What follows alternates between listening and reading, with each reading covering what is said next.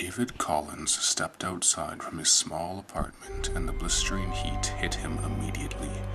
It was the middle of June and David was done with most things in life. He worked a dead-end job, didn't have a girlfriend, and most of his good childhood friends had moved on to different places and better things. Yes, today was the day David would end his own life. However, David was afraid of most forms of suicide, although he had flirted with the idea before. He had narrowed out any form of self-mutilation, be it razors, scissors, or knives, and he certainly didn't want to hang himself. It was stifling today. Maybe I'll take a swim, David thought to himself. That's it. A swim. Drowning wouldn't be too bad. Plus, it would be a statement. No one kills themselves by drowning. Not in Maplewood. There was only one pond. David started his long walk. He stopped at the hardware store downtown and picked up ropes. He left a $50 tip. As he walked through the concrete jungle, he passed people going about their daily routines. They were just faces he'd never see again, nothing else. David was at peace with that thought. By the time David had reached the outer suburbs, he was sweating so much he thought better of walking and called a cab. David sat down and put his backpack beside him. A teenage girl with auburn hair ran by him, and he noted that she wasn't wearing proper jogging clothes. After a few minutes, a cab pulled up, and David got in the back. "Where you headed?" the cab driver said. He was a small old man with thick-rimmed glasses. "Huron Lagoon, please," David answered with a smile as he watched the passing houses.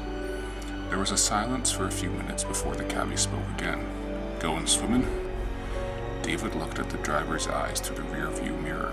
"Yeah, something like that." The rest of the cab ride was that same silence. One could say it was deathly quiet. The car pulled up to a forested area. David got out and gave the driver $100. "Keep the change." "Thank you. Hey, good luck." And with that, the cab drove away. David stared as it went out of sight. "I must look like a man wanting to kill himself," David thought. It took him about 20 minutes to gather enough large rocks to fill his backpack. David took the first step of the rest of his life. The water was cool and tranquil. It felt amazing. The swim was tough. David hauled the heavy backpack out into the middle of the lake. He put it on completely and started to sink before he forced himself to stay afloat.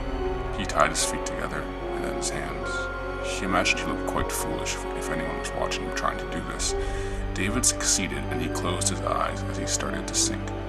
10 seconds passed and his feet hit the sandy lagoon bed. It was colder down here. David decided to take one last look at the world. He opened his eyes and was startled by a face staring back at him. The face was decaying and chains and rocks held down the body. David looked past the corpse and his heart started to race. Dozens of bodies that were held down by their feet littered the bottom of the lagoon. Some were almost completely decayed, while others were fresh. In David's thrashing and alarm, he noticed that the corpses were all mutilated in some way. They were either missing heads or limbs. David screamed and water filled his lungs. His last thoughts were that he had made a mistake and that he would soon be just another statistic added to a maniac's body count.